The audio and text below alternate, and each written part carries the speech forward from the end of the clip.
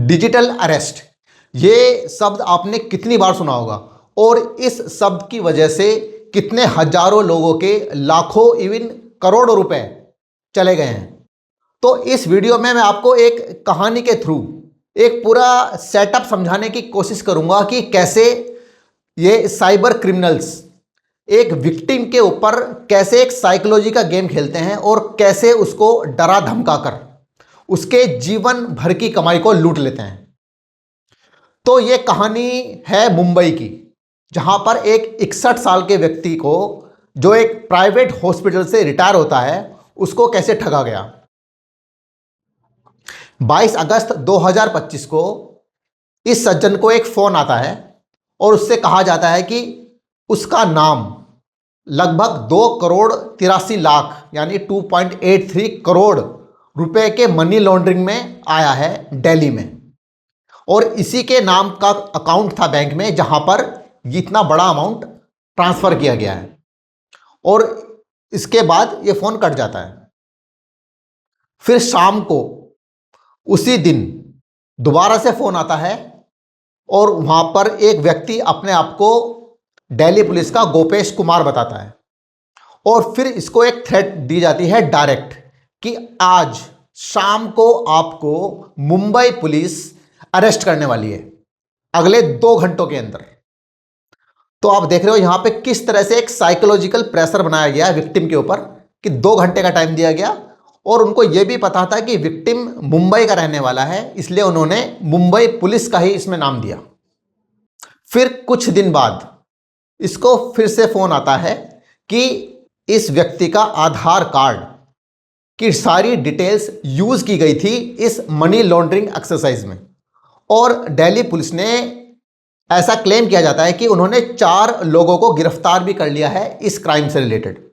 और फिर विक्टिम को यह भरोसा दिलाया जाता है कि उसके साथ इन 4 क्रिमिनल्स की डिटेल्स शेयर की जाएंगी व्हाट्सएप पर।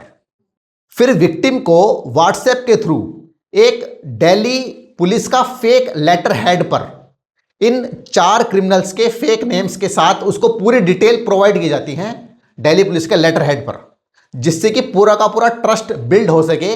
फिर 2 दिन बाद सुप्रीम कोर्ट का एक फेक ऑर्डर निकलता है। उस ऑर्डर में लिखा होता है कि विक्टिम का अकाउंट को फ्रीज किया जाए, और उसके साथ एक एडिशनल अरेस्ट वारंट निकलता है इस विक्टिम का। मतलब कि सुप्रीम कोर्ट जो कि एक फेक ऑर्डर है वो आदेश दे रहा है दिल्ली पुलिस को कि आप इस विक्टिम का अकाउंट को फ्रीज कीजिए और इस विक्टिम को अरेस्ट कीजिए। अब आप सोच सकते हैं कि सुप्रीम कोर्ट का ऑर्डर देखने के बाद इस व्यक्ति के ऊपर कितना प्रेशर आया होगा। अब बात करते हैं इसमें पैसों की लेन देन का कैसे हुआ, पूरा ब्यौरा बताता हूं मैं आपको। तो सबसे पहले जो ये 22 तारीख को इंसिडेंट शुरू हुआ 22 अगस्त को, तो 22 अगस्त और 22 अक्टूबर के बीच में इस व्यक्ति ने पहले तो 18 लाख रुपए अलग अलग अकाउंट्स में भेजे फ्रॉडस्टर के। यहां पे ये बात जाननी जरूरी है कि ये अलग अलग अकाउंट्स में गया, एक अकाउंट में नहीं गया, क्योंकि ये जरूरी हो जाता है क्योंकि फ्रॉडस्टर अलग अलग अकाउंट में फिर पैसे एकदम से निकाल लेते हैं, अदरवाइज वो अलर्ट जनरेट कर सकता है।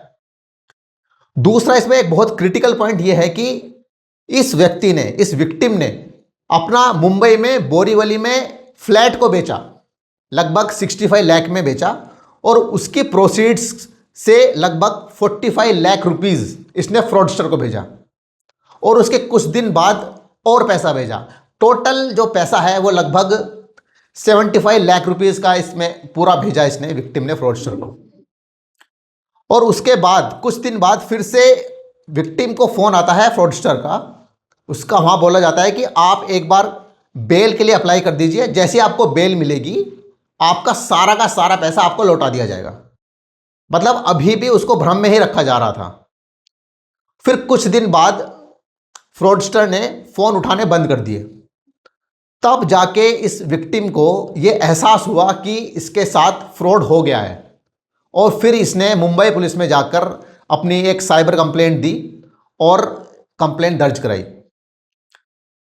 तो ये सारा मोडस ऑपरेंडी रहा है इसमें, और मैं आपसे उम्मीद करूंगा कि आपने इससे जरूर कुछ ना कुछ सीखा होगा कि किस तरह से फ्रॉडस्टर्स एक पैनिक मोड क्रिएट करते हैं, एक फियर क्रिएट करते हैं आपके डॉक्यूमेंट्स को लेके, आपके अकाउंट डिटेल्स को लेके, आपके फेक पुलिस का ऑर्डर दिखाकर, फेक सुप्रीम कोर्ट का ऑर्डर दिखाकर।